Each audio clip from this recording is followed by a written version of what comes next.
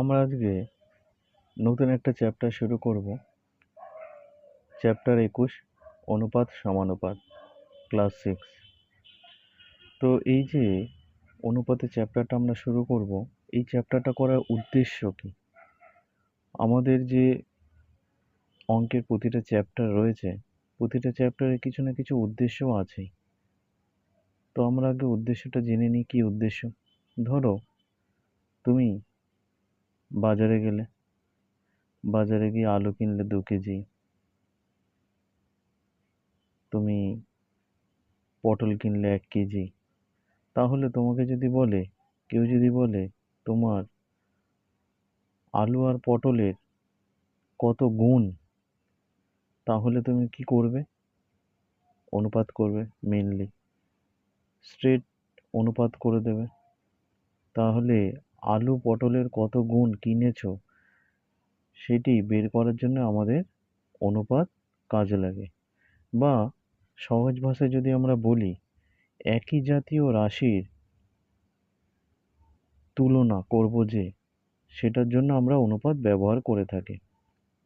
ধরো তোমাদের ক্লাসে কোনো বন্ধু 50 কেজি ওয়েট, আর তোমার ধরো 30 কেজি ওয়েট। তাহলে ওই বন্ধুটা তোমার তুলনায় কত গুণ ভারী বা কতটা বেশি ওজন, সেটা নির্ণয় করার জন্য আমরা অনুপাত ব্যবহার করে থাকি। তবে এখানে আরেকটা বিষয় তোমাদের খুবই গুরুত্বপূর্ণ, সেটি হচ্ছে অনুপাত কিন্তু সবসময় একই জাতীয় রাশির মধ্যে হতে হবে। ধরো তোমার বন্ধুর ওজন কেজিতে দেওয়া আছে, তোমার ওজনও কেজি। এটা কিন্তু কখনোই নয় যে তোমার বন্ধুর ওজনের সাথে তোমার উচ্চতার অনুপাত হবে। উচ্চতা মানে কি? সেন্টিমিটারে আসবে বা ফুটে আসবে, কিন্তু ওজন কেজিতে আসবে, গ্রামে আসবে। কখনোই কিন্তু দুটো আলাদা রাশি, এই একটা ধরো ওজন আর একটি ধরো উচ্চতা, এই দুটির মধ্যে কিন্তু কখনো হবে না। অনুপাত সবসময় মনে রাখবে সমজাতীয় রাশির মধ্যে হবে। এই যে দেখো, এখানে একটা কথা আছে, সমজাতীয় রাশি। তাহলে অনুপাত হতে গেলে কিন্তু সবসময় সমজাতীয় রাশি হতে হবে। এখানে আমি একটা উদাহরণ দিয়েছি। ধরো আমার কাছে 10 টাকা আছে, আমার কাছে 10 টাকা আছে, আর আমার ভাইয়ের কাছে 5 টাকা আছে। তাহলে আমার ভাইয়ের তুলনায় আমার কাছে কতটা বেশি আছে? ধরো আমার টাকা 10, ভাইয়ের 5। কাটাকুটি যদি আমরা করি, 5 একে 5, 5 দোকানে 10, তাহলে কত হচ্ছে? 2/1 সমান সমান 2। তাহলে আমার কাছে আমার ভাইয়ের 2 গুণ টাকা আছে। আর একটা দেখো, অনুপাত করতে গেলে আমাদের মেনলি আর একটা বিষয় জানার প্রয়োজন খুবই। এগুলি না জানলে তোমাদের হবেই না। তার কারণ হচ্ছে আমরা শুধু অঙ্ক করে যাব, এটা কিন্তু আমাদের আসল উদ্দেশ্য নয়। আমাদের আসল উদ্দেশ্য হচ্ছে আমাদের চ্যাপ্টার সম্পর্কে একটা পরিষ্কার ধারণা থাকবে। ধরো একটা অনুপাত দেওয়া আছে, অনুপাতের প্রথমটাকে আমরা কি বলবো? ধরো এখানে একটা অনুপাত দেওয়া আছে 8:9, তাহলে প্রথমটাকে বলবো পূর্বপদ, পরেরটাকে বলবো উত্তরপদ। এছাড়া দেখো আর একটা কয়েকটা অনুপাত দেওয়া আছে, 5:3, 2:3, 7:5। এগুলো যদি আমি আমার মনের মতো করে নিয়েছি, তোমরা যে কোনো অনুপাতই করতে পারো, বা তোমাদের বইয়ে অজস্র অনুপাতের অঙ্ক দেওয়া আছে, তো সেখান থেকে দেখলেই বুঝতে পারবে। ধরো কোনো অনুপাতের প্রথম পদটি যদি বড় হয়, অর্থাৎ পূর্বপদ মানে প্রথমে যে পদটি থাকবে সেটি যদি বড় হয়, তাহলে সেটাকে বলবো গুরু অনুপাত। কি বলবো? গুরু অনুপাত। আর একটা দেখো নিচে, কোনো অনুপাতে যদি প্রথমটা ছোট হয় আর পরেরটা যদি বড় হয়, অর্থাৎ প্রথম পদ অর্থাৎ পূর্ব পদ যদি ছোট আর পরের পদটা মানে গুরু পদ যদি বড় হয়, সরি, উত্তর পদ যদি বড় হয়, তাহলে সেটাকে আমরা বলবো লঘু অনুপাত। এখানে দেখো গুরু অনুপাতেই যে আমরা 3টে উদাহরণ দিয়েছি, এদের মধ্যে গুরু অনুপাত লঘু অনুপাত কোনটা হবে দেখো, খুব সহজে আমরা দেখে নেব। 5:3, প্রথমটা কি আছে? বেশি, তাহলে কি হবে? গুরু অনুপাত।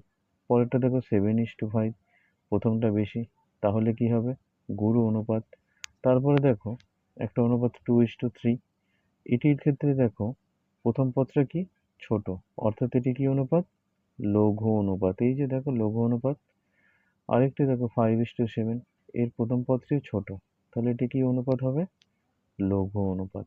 তাহলে মনে থাকবে তো? কি কি আমরা তাহলে একবার প্রথম থেকে একবার দেখে নিই। ধরো অনুপাত কাকে বলে সেটি আসে, দুটি বা দুটির বেশি সমজাতীয় রাশির তুলনাকে আমরা কি বলবো? অনুপাত। দুটি বা তারও বেশি সমজাতীয় রাশির অনুপাতকে কি বলবো? তুলনাকে বলবো অনুপাত। অনুপাতের প্রথম পদটাকে বলবো পূর্বপদ, পরেরটাকে বলবো উত্তরপদ। কোনো অনুপাতের প্রথমটা যদি বেশি হয়, পরেরটা যদি ছোট হয়, তাহলে বলবো গুরু অনুপাত। কোনো অনুপাতে যদি প্রথমটি ছোট আর পরেরটি যদি বড় হয়, তাহলে তাকে আমরা বলবো লঘু অনুপাত। এখানে কয়েকটি উদাহরণ দেওয়া রয়েছে, একবার জাস্ট খুব সংক্ষেপে দেখে নাও। চলো তাহলে আমরা পরের বিষয়ে যাই। আমরা তাহলে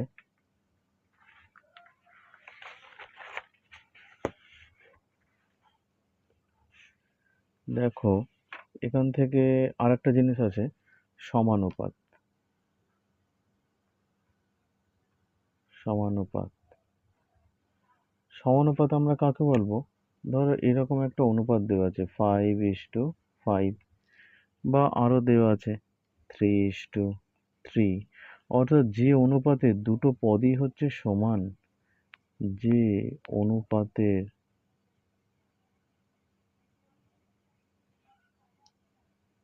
দুটি পদ সমান, তাকে আমরা কি বলবো? তাকে বলবো সমানুপাত।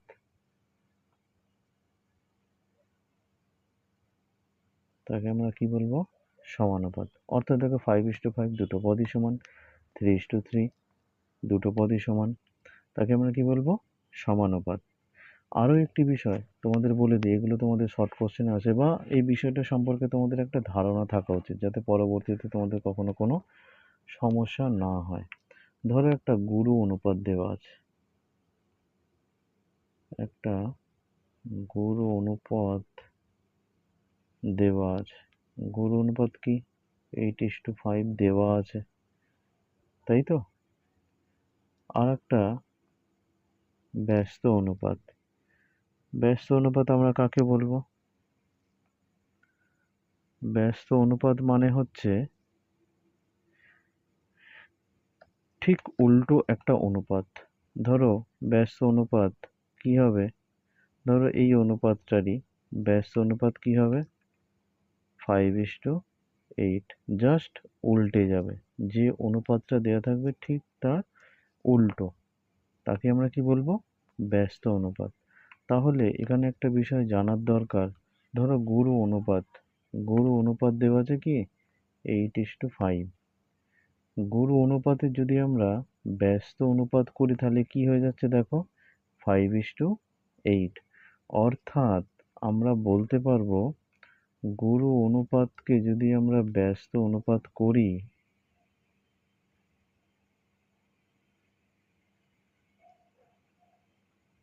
গুরু অনুপাতের ব্যস্ত অনুপাত করলে সেটি কি হয়ে যাবে?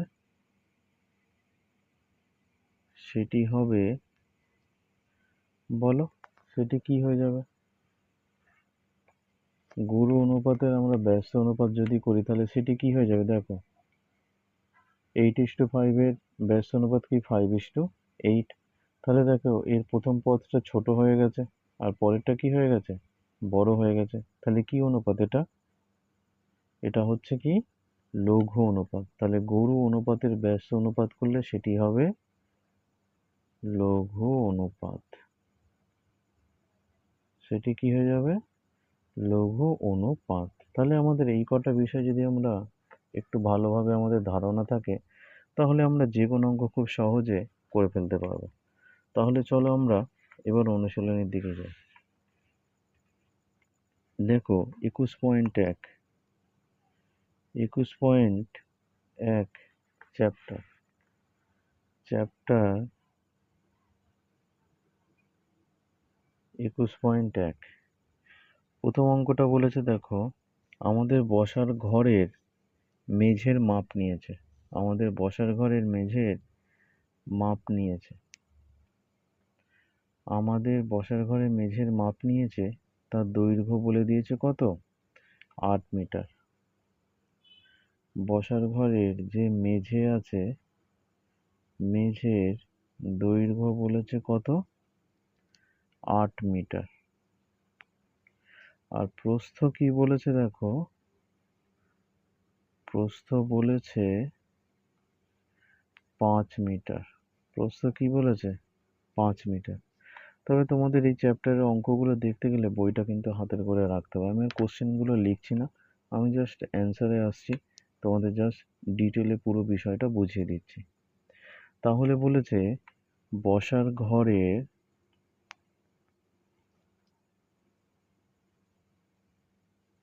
দৈর্ঘ্য ও প্রস্থের অনুপাত কত? অনুপাত কত? আর কি বলেছে? অনুপাতটি লঘু নাকি গুরু অনুপাত? লঘু নাকি গুরু অনুপাত, এটাও আমাদের জানতে হবে। তাহলে এর জন্য আমরা কি করব? অঙ্ক শুরু করতে গেলে আমাদের প্রথমে যেটা করতে হবে, আমরা যেটা জানি, মেঝের দৈর্ঘ্য ইস্টু মেঝের প্রস্থ, মেঝের প্রস্থ। প্রথমে তোমাদের এটা লিখতে হবে। দেখো কিভাবে আমি করি। তাহলে দৈর্ঘ্য কত বলে দিয়েছে দেখো? 8 মিটার। প্রস্থ কত বলে দিয়েছে দেখো? 5 মিটার। তাহলে দৈর্ঘ্যের নিচে 8 বসাবো, ইস্টু যেমন আছে তেমন দেব। মেঝের প্রস্থ, প্রস্থর নিচে দেখো 5 বসাবো, বসিয়ে দিলাম। দেখো এটা কি আর কাটাকুটি যাচ্ছে? কোনো কমন কিন্তু কাটাকুটি এর মধ্যে যাচ্ছে না, অতএব এটা আর যাবে না। তাহলে এই অনুপাতটা তোমরা বলো কি অনুপাত, গুরু নাকি লঘু? অনুপাতের প্রথমটা হচ্ছে বড়, বড় হলে কি হবে? অনুপাতটি কি হবে? অনুপাতটি হবে গুরু অনুপাত। অনুপাতটা কি হবে? গুরু অনুপাত। তাহলে দেখো কত ইজি অঙ্ক করা। তুমি যদি বিষয়টা তোমার জানা থাকে, তাহলে খুব সহজে তুমি অঙ্কগুলো করে ফেলতে পারবে। তো চলো আমরা পরের অঙ্কের দিকে এগিয়ে যাই। 2 নম্বর অঙ্ক।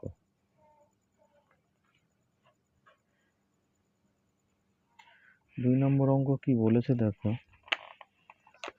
2 নম্বর অঙ্ক বলেছে সবিতা অনেকগুলো জবা ফুলের মালা আর অনেকগুলো গাঁদা ফুলের মালা তৈরি করেছে। 12টি জবা ফুলের মালা, 15টি গাঁদা ফুলের মালা করেছে। কে করেছে? সবিতা।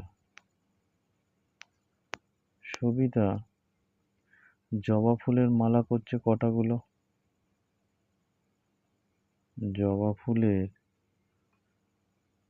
মালা কতগুলো করেছে? জবা ফুলের মালা করেছে,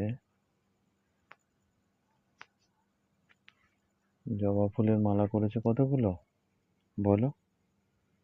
12টি। আর গাঁদা ফুলের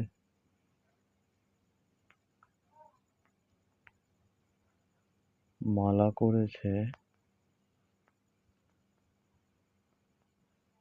কতগুলো দেখো?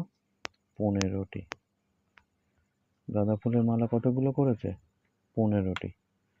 তাহলে বলেছে জবা ফুলের মালা আর গাঁদা ফুলের মালার অনুপাত কত? তো আমি কি বলেছি তোমাদের প্রথমে যেটা করতে হবে, অনুপাতে প্রথমে যেটা চাইছে জবা ফুলের মালা ইস্টু গাঁদা ফুলের মালা।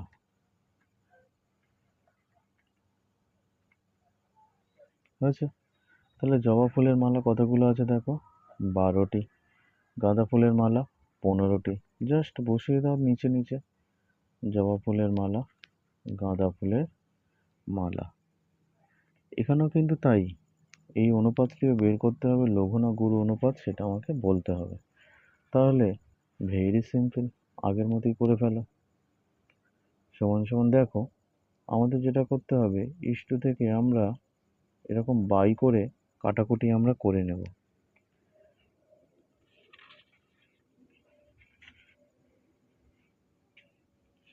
কি করতে হবে দেখো, দুজনের মধ্যেই 12 আর 15 আছে। দেখো 12 আর 15 যেটা দেওয়া আছে সেটা বাই করে আমরা করি, যদিও করা যায় না এরকম, কেন ভাগ করে করা যায় না, আমাদের মনে মনে কাটতে হয়। কিন্তু আমরা আমাদের কাজের সুবিধার জন্য এটা করে আবার আমরা অনুপাতে ফেরত দিয়ে দেবো। কিন্তু এটা করা উচিত না, এটা ভুল শেখা হবে। তো আমরা কেটে দেবো। আমরা জাস্ট তিনের নামটা পড়বো। দেখো 3 4 12, 3 5 15। তাহলে সরি, 3 4 12, 3 5 15। আর কি যাচ্ছে কাটাকুটি? না। ভালো করে দেখো কাটাকুটি যায় কিনা। আমার মনে হয় না আর কাটাকুটি যাবে। দেখে নাও ভালো করে। যাচ্ছে? আমার মনে হয় না যাবে। তো চলো, যখন যাচ্ছে না তাহলে এই পর্যন্তই হবে। তো এটা আমাকে বলো, অনুপাতের প্রথমে ছোট আছে, তা ছোট থাকলে কি হবে? অনুপাতে যদি ছোট থাকে তাহলে এটা কি অনুপাত হবে বলো? লঘু অনুপাত। অনুপাতটা কি? লঘু অনুপাত। মনে থাকবে, তার কারণ অনুপাতে প্রথমটা ছোট আছে, তাই এটা কি অনুপাত হবে? লঘু অনুপাত। ওকে। তো চলো আমরা পরের অঙ্কে যাই।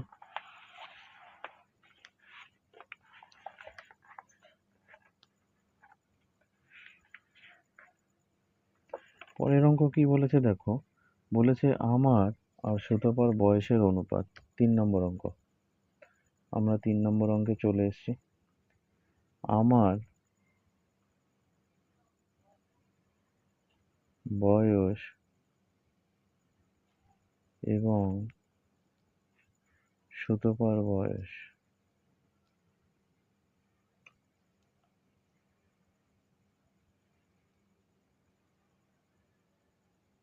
সুতপার বয়সের অনুপাত কি বলেছে? 5:6। আমার বয়স আর সুতপার বয়সের অনুপাত বলে দিয়েছে কত? 5:6। আমার বয়স বলে দিয়েছে, আমার বয়স বলেছে 10 বছর। আমার বয়স কত বলেছে? 10 বছর। তাহলে বলেছে সুতপার বয়স কত? আমাদের কি করতে হবে? সুতপার বয়স কত সেটা আমাকে বের করতে হবে। তাহলে দেখো, ভেরি সিম্পল করাটা, খুব সোজাও। আমি খুব সোজাভাবে তোমাদের দেখিয়ে দিচ্ছি। দেখো আমার উদ্দেশ্য কিন্তু সব অঙ্ক করা নয়, বা খুব তাড়াতাড়ি সব অঙ্ক করে ফেলা নয়। ধীরে ধীরে করব, আর পরিষ্কার বুঝে বুঝে করব। তাহলে প্রথমে আমাদের যেটা করতে হবে, আমার বয়স ইস্টু সুতপার বয়স বলে দিয়েছে। দেখো কত বলে দিয়েছে? বলে দিয়েছে 5:6। তো এখানে আমরা একটা জিনিস করতে পারবো, আমার বয়স বাই সুতপার বয়স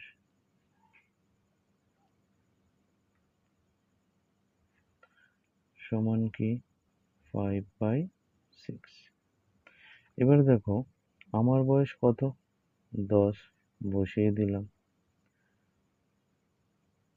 সুতপার বয়স আমাদের বের করতে হবে, তাই যেমন আছে তেমন থাক। সমান কত? 5/6। তাহলে এখানে একটা জিনিস দেখো, 5-এর সাথে কত গুণ করলে 10 আসবে? আমরা কি করব, এই দুটোকে সমান করার চেষ্টা করব। তাহলে 10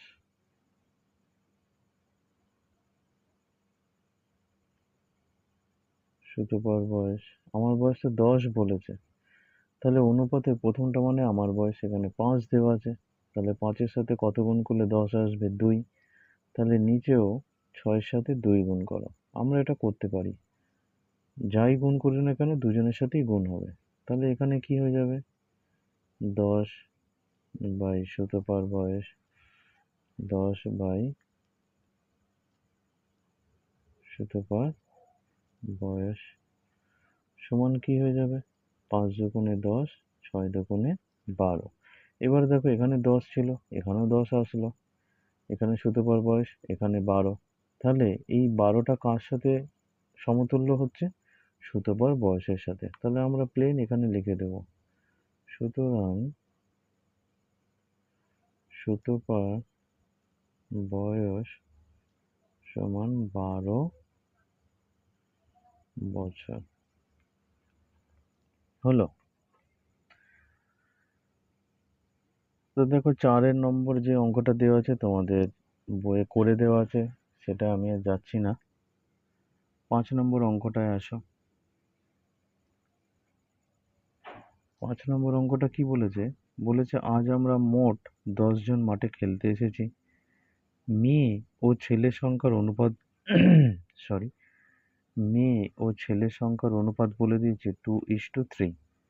তবে কতজন মেয়ে কতজন ছেলে খেলতে এসেছে সেটা বের করতে হবে। একদম আমরা উপরে যে অঙ্কটা করলাম সেম অঙ্কের মতো, 3 নম্বরের অঙ্কের মতো।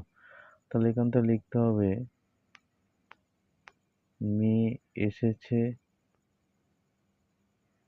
ইস্টু ছেলে এসেছে। কত এসেছে? 2:3। তাহলে মেয়ে কত এসেছে সেটা,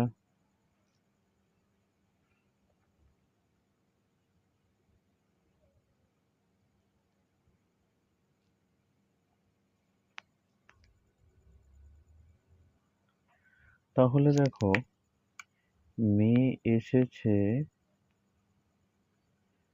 বাই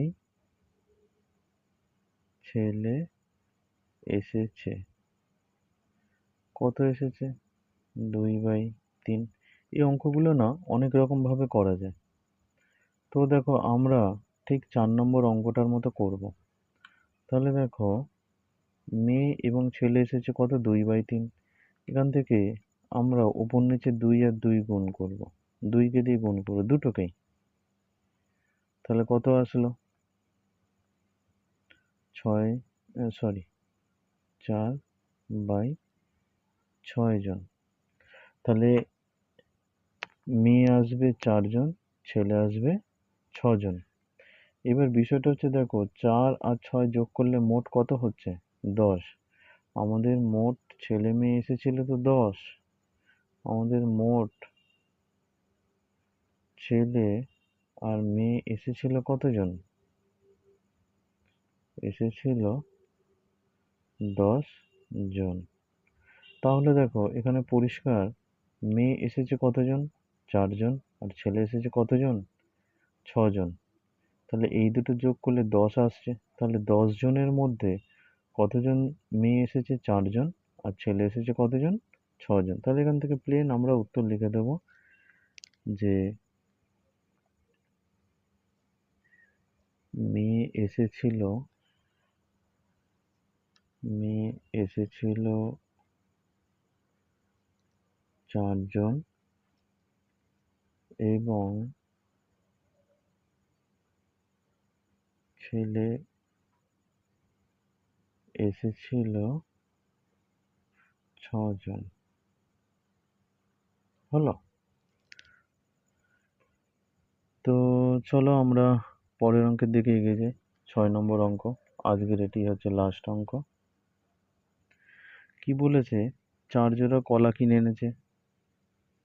ভাই ও বোন সব কলা 1:3 অনুপাতে খেয়ে ফেলেছে। তবে ভাই ও বোনের প্রত্যেকে কতগুলো করে কলা খেয়েছে? তাহলে দেখো এটাও সেম হবে, 4 জোড়া এক জোড়া মানে কটা বলতে পারবে? এক জোড়া কলা মানে কটা কলা? দুটি। কটা? দুটি। তাহলে চার জোড়া মানে, তো চলো এখানে আমরা দেখে নিই 6 নম্বর অঙ্কটা একদম সেম হবে। এক জোড়া কলা মানে কত? দুটি। চার জোড়া কলা মানে 4 দুগুণে 8টি কলা। এবার বলেছে ভাই ও বোন, ভাই ও বোন কি অনুপাতে খেয়েছে? 1:3। ভাই ও বোন কি অনুপাতে খেয়েছে? 1:3 অনুপাতে। তাহলে ভাই বাই বোন সমান কি হবে? 1/3। তাহলে আমরা সরি এখানটা করব, ওপর নিচে 2 দিয়ে গুণ করি। তাহলে কত হচ্ছে? 2, 3 দুগুণে 6। দেখো আমাদের মোট কলা কতগুলো ছিল? 4টে। তাহলে দেখো ভাই যদি দুটো খেয়ে থাকে তাহলে বোন কটা খাবে? 6টি। 6 দিয়ে কত? 8। তাহলে 8টির বেশি আমরা আর করতে যাব না। তাহলে এখান থেকে আমরা ডাইরেক্ট পেয়ে যাব ভাই খেয়েছে,